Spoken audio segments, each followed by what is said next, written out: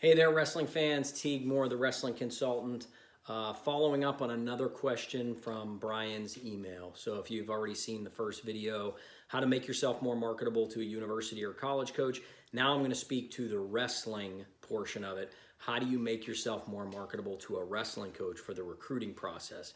I will cut this up, throw the long video on my YouTube channel, and I'll drop this on social media.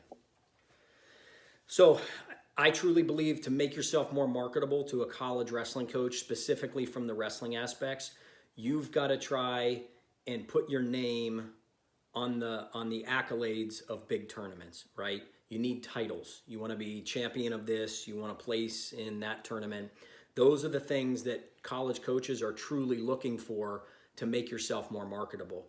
Where I think the big tournaments are that guys are going to and getting their name recognized, number one, I think Fargo. I think Fargo is a huge place that if you're winning Fargo, you put yourself among the elite wrestlers because you're proving that you can do it on the big stage, right? You're getting usually the best guys in the country.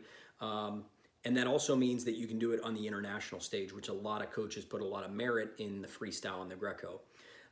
Following up from that, I think NHSCAs and I think Super 32 are other big tournaments that you want to try and place in or you want to bring home titles from. If I'm a college coach and I'm looking at somebody and they have either placed multiple times or they brought home a title from one of those tournaments, you're making yourself hugely marketable.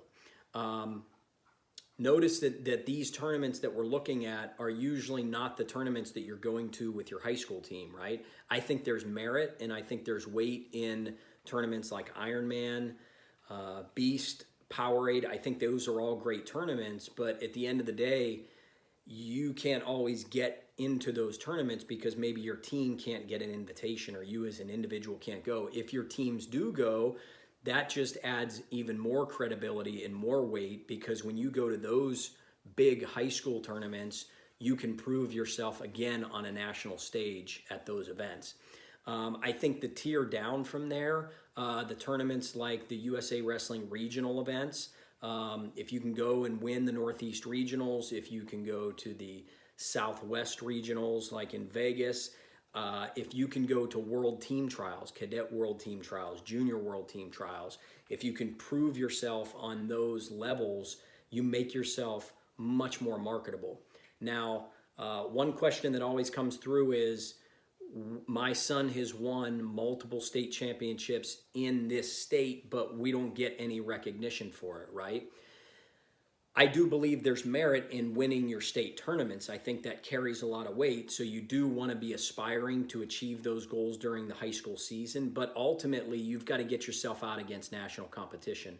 As a college coach, you're looking to see and gauge how they're going to do at the next level, at the national level in college, right? There is no really regional tournaments in college. When you get to the national tournament, that's really where you get measured from.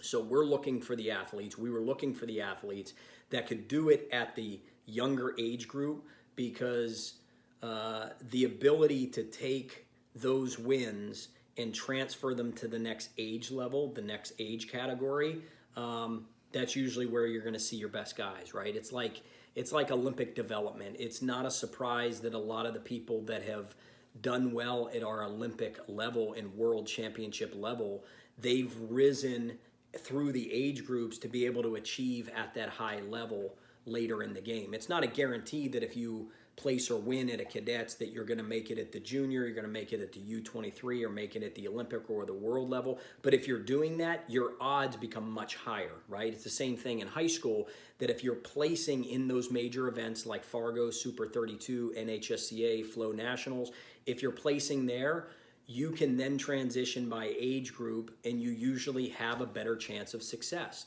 That's why the stories are so big when somebody doesn't have those accolades and then they achieve it.